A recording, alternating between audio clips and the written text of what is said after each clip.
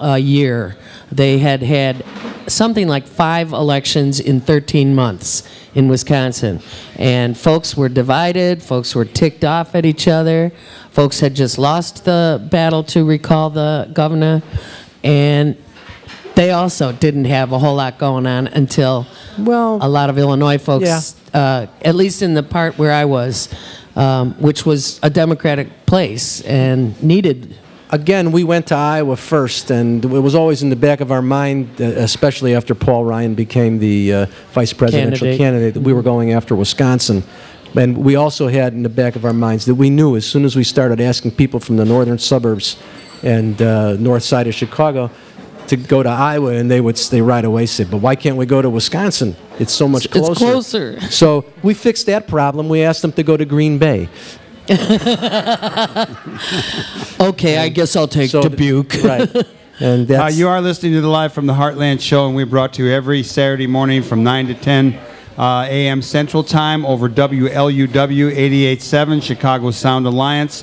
If you're out of our listening range, just know that you can listen to us on your phone or on your computer at WLUW.org.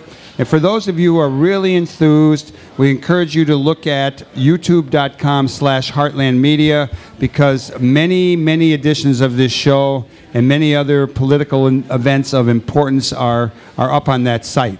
So, okay, back to Dave Kogan, who's one of our local heroes here. He was the Illinois Battleground States Director and sent a lot of us out of state to canvass. Dave, one of the things you said to me a few days before the election was, I just want to shake the guy's hand. So Tuesday night, tell us what happened. Well, I got to shake his hand. And what'd you say to the president? It was not really much. He just looked at me and said, "Thank you," and it was pretty exciting. This was at about 2 o'clock in the morning, I would say. It was pretty late. Right after he got off stage. Yeah. Right. Yeah. Michael and I were standing for about 5 hours in the crowd in front of him. Well, we had a great time, but we had a wonderful turnout here at the Heartland.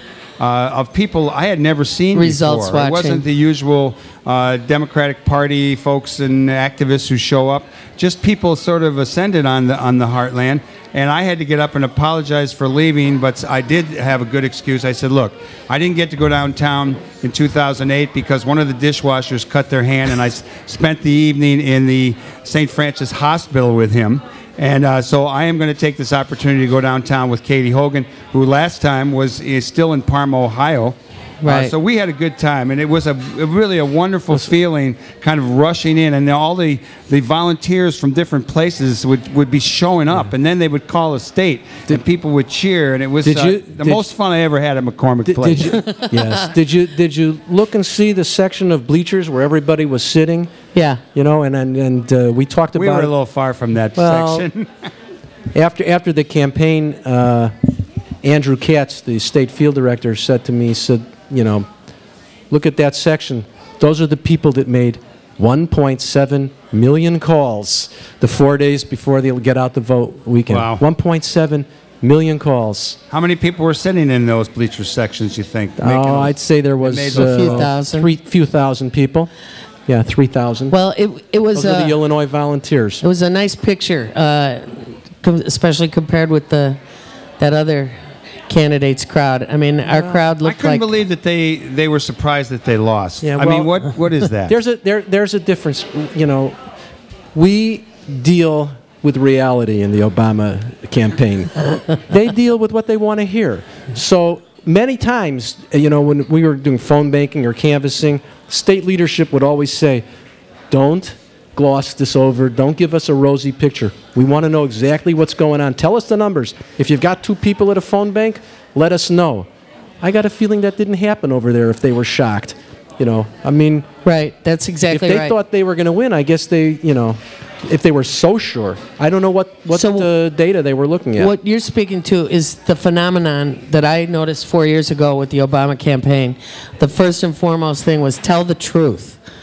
Tell the truth. Respect, empower, win. And don't, when you go out with a packet, you're expected to finish the packet. But if you don't, don't lie about it. Right, tell the Bring your truth. packet Right. back and say, I didn't get to all the doors. We need to know because those lists are reshuffled every night. Yeah. Also, when you go to the door, you tell them your story. What we did, part of the campaign was every single volunteer that came in had a one-on-one meeting with someone like me or a neighborhood team leader, and they were encouraged to tell their story. Why are you doing this? Why are you supporting the president? Because when you go out and you talk to people on the phone and you talk to people door to door, we want you to tell them your story because that's what's important here. Well, we have another guest going to come on and talk for a few minutes about the election. That's our friend Tom Clark. But before Tom comes up, I would like to ask both of you to share perhaps your most heart-rendering, warmest feeling of your experience in the field,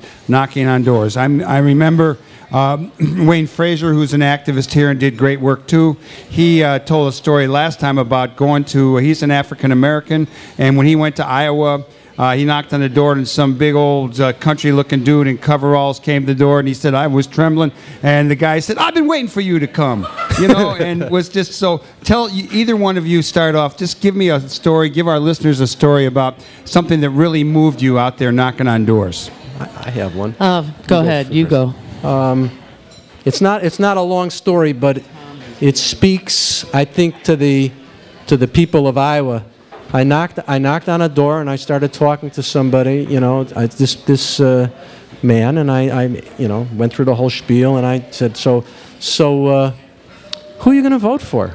He said, I'm voting for Romney. He said, but you should keep up the good work. And I thought, you know what? That's a great attitude. I wish I could have that attitude. That happened a lot. You didn't tell the story about the guy that chased you? Or oh, that was 2008. That's not heartwarming either. We'll forget that.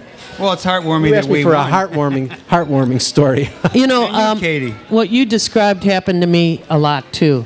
If you open a door, someone opens their door to you. First of all, that is your huge opportunity. If someone opens their door, all of a sudden you're on, and that's golden. So I don't always, start by saying, who you're voting for. Obviously, I start by saying, I'm Katie. I'm a volunteer for the re-election campaign for President Obama.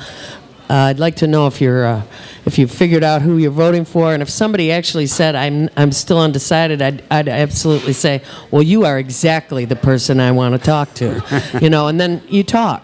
And if they do wind up saying, I'm leaning Romney, inevitably they'd say, but thank you for doing this. Yeah, inevitably. And so there were other places, and I was in Wisconsin most of the time, and they could register to vote on Election Day, which was huge news to deliver to people the last few days. I love that. That's the way it should be everywhere. I went to one woman's door. She had 6 kids, 6 grown kids. She was watching the babies, as she put it, and she said, I have 6 grown kids who can register tomorrow. Now, we don't know, those of us who are complete election dweebs, can't imagine how anybody wouldn't be registered to vote, but they are unregistered. They are, they're leading lives that are pretty tricky. So, etc. It's surprising when you talk to people and they really, you're going to vote tomorrow? Oh, the election's tomorrow? Right, right. It's like, hey, what's going on so here? that's why also some of those dirty tricks can work because people get a robocall from some nasty group, Republicans, and they say the election is Wednesday, and people go, oh yeah, great, I can sleep in. Yeah. But then we get the phenomenon, as Michael pointed out, Wayne Frazier sent around this piece from the New York Times, I think, originally. No, this is, I'm not sure where it's from originally. Okay. But this is, you don't have... I'm going to read this later. Okay. Because what I want to do right now is we're going to bring Tom Clark up, but we have we're going to broaden the discussion to talk about the election as a whole. But I want to bring Grant Seskull as our new on-site engineer, and he has a band, and he's going to play a short musical tune from his band while we're bringing Tom up. So everybody take a deep breath. You're listening to Live from the Heartland show. Stretch out. We'll be back with some more dynamic, exciting conversation. And stay tuned because we have a wonderful band coming up Tiny Miles and the Big Kids, and they'll be coming up and talking to us, and we're going to hear some of their some bottleneck guitar. Well, we got to hurry. Yeah, we got to hurry. So, okay, Grant, give us a tune. Tom, get your chair up here. We'll be right back with more Live from the Heartland.